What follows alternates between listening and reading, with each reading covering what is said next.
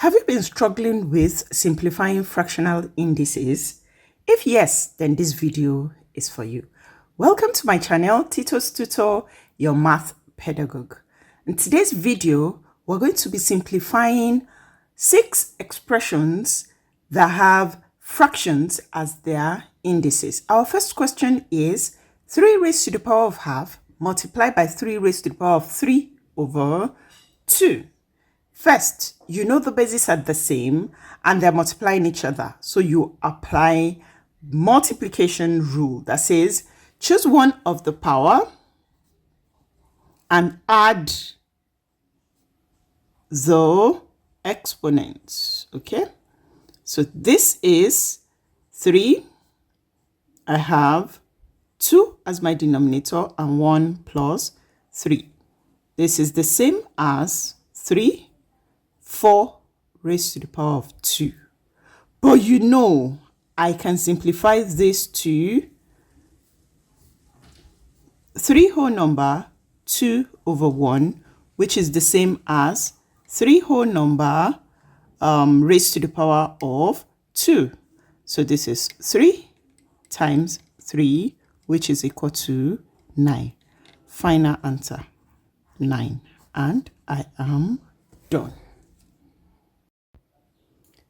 Check out our second question. It has negative fractional indices, okay? So for your negative sign to disappear, you need to flip this, and that's the reciprocal of 8 over 27, which is 27 over 8. Now, the negative disappears. And remember, because it is fractional index, right? You cube roots. The denominator is always the root, right? You cube root 27 over 8. And once you're done doing that, you square it. Remember that for roots, once it's division, you can split it. So this is the same as cube root of 27 all over cube root of 8, and you square it. What's the cube root of 27? 3. 3 times 3 times 3 is 27. So the cube root of 27 is 3. The cube root of 8 is 2, because 2 times 2 times 2 is 8. So the cube root of 8 is 2. Now, I'm going to square it.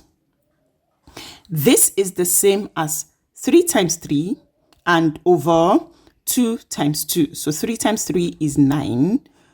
2 times 2 is 4. This is an improper fraction.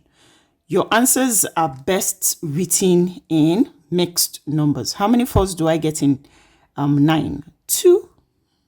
And I'm left with 1 over 4. So my final answer is 2/4, and I am done. Here's our third question. It says, the cube root of 8a raised to the power of negative 6, okay? Because they are multiplying, I can split it. So I can say this is the same as cube root of 8 times cube root of a raised to the power of negative 6. Remember that cube root of 8 is 2 multiplied by, I'm going to split this. Instead of writing cube root, I'll write 1 over 3. It's the same thing. So I have a raised to the power of negative 6 to the power of 1 over 3. So I can say, how many 3's do I get in? Because it's multiplication. So let's simplify further.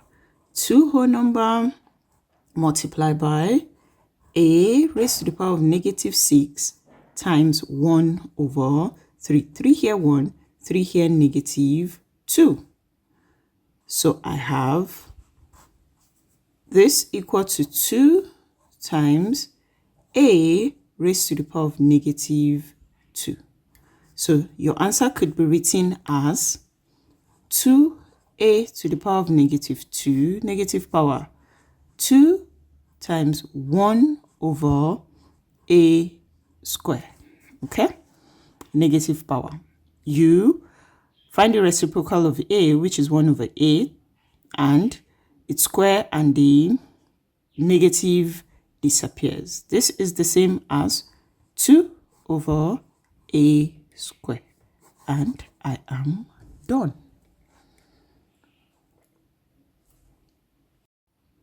Here's our fourth question, and it says the square root of 3 raised to the power of 4. That square root can be converted to half. So I have equal to 3 raised to the power of 4 in brackets to the power of 1 over 2. Let's go.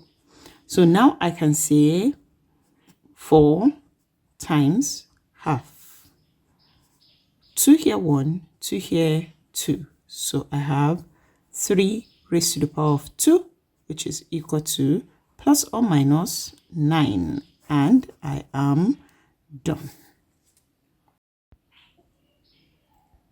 Question 5 is another similar question to question 4. So I can also say 4 raised to the power of 1.5 cube root is the same as 1 over 3. Remember that 1.5 is 3 over 2, right? So I can actually say this is 4 raised to the power of 3 over 2 multiplied by 1 over 3.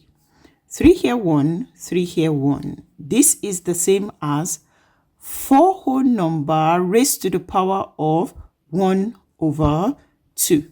This is the same as the square root of 4.